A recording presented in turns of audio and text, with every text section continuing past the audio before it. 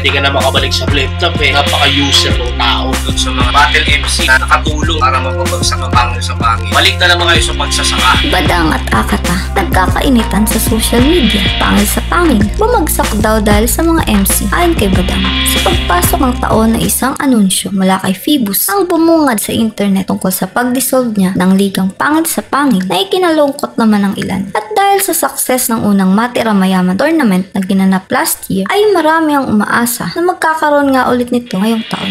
Sa isang video ni Badang, tahasan niyang sinabi at itinuro ang mga battle MC raw na dahilan di umano na naging pagbagsak ng Pangil sa Pangil. Ayon kay Badang, nang mahagip niya ang post ni Phoebus, ay agad siyang tumawag dito para kumpirmahin kung totoo nga ba na wala ng PSP ngayong taon. Ilang screenshots pa ng convo nila ang inilabas ni Badang kung saan mababasa ang disappointment ni Phoebus sa hate na natanggap, lalo pa sa mga natulungan nito. Ilang mga battle MC gaya ni Akata ang pinangalanan ni Badang na ayon sa kanya ay mga tumira ng gusto kay Phoebus at sa liga. Tila hindi raw alam ng mga nabanggit na nakatulong sa hanap buhay nilang liga, kaya sa pagkawala ng PSP ay wala na rin ang malaking talent fee na kaakibat nito. Para naman kay Badang, malaki ang pasasalamat niya sa liga at kay Phoebus dahil sa pagkakataong ibinigay sa kanya nito. Itong masasabi ko sa mga battle MC na nakatulong para mapabagsak ang pangil sa pangil. Kaya sila Akata, diba? Tira na tira, sila J-Block, sila Zaki. Halos lahat ng MC tira na tira. Pero di nila alam, hanap buhay nila yan. Maganda talent fee nila dyan, nakahipon sila. Ngayon, babalik na naman sila sa flip-top na kahit sabihin natin, sikat sila doon, maliit ng talent fee. Okay pa rin, pero ngayon, masasabi ko talaga, balik na naman kayo sa magsasaka. Parang nagsawa na rin si Phoebus, gawa na aming nangihig, aming namuno.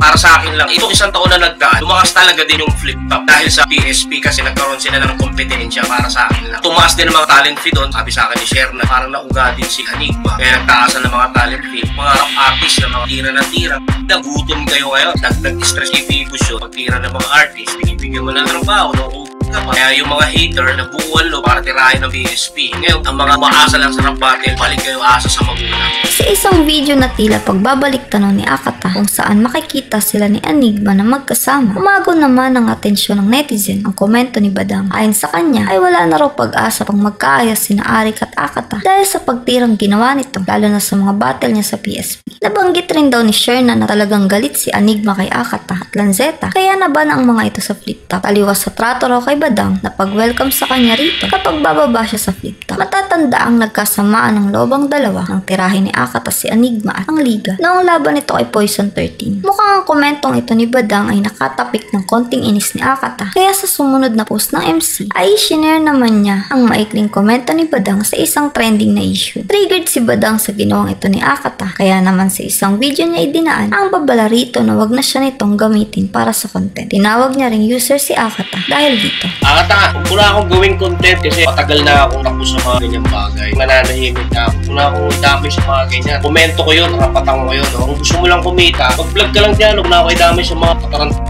goods na nga tayo eh. Kung hintay pa na wala na naman ako respeto sa'yo. Ibang kaso yan, kay Daryl Yap yan, saka kay Vic Soto, about sa application eh. Ako, wala naman akong ginawang ganyan. Kaya natutuwa ako pag may kinakasuhan ng mga tao yung mapahusga. 100% thank you naman kung ginawa mo pang content. Napaka-user ng tao. Porket wala ng PSP, kinakala mo na naman ako at yung mga nagbabattle sa iba. Porket di ka na makabalik sa flip-top, ganun ka na lang manahimik ka na lang, ayusin mo na lang pamilya mo, mag-review ka na lang dyan, huwag mo na lang ako idamay. Kung may problema ka, message mo kung kupalit sa mga ganyan.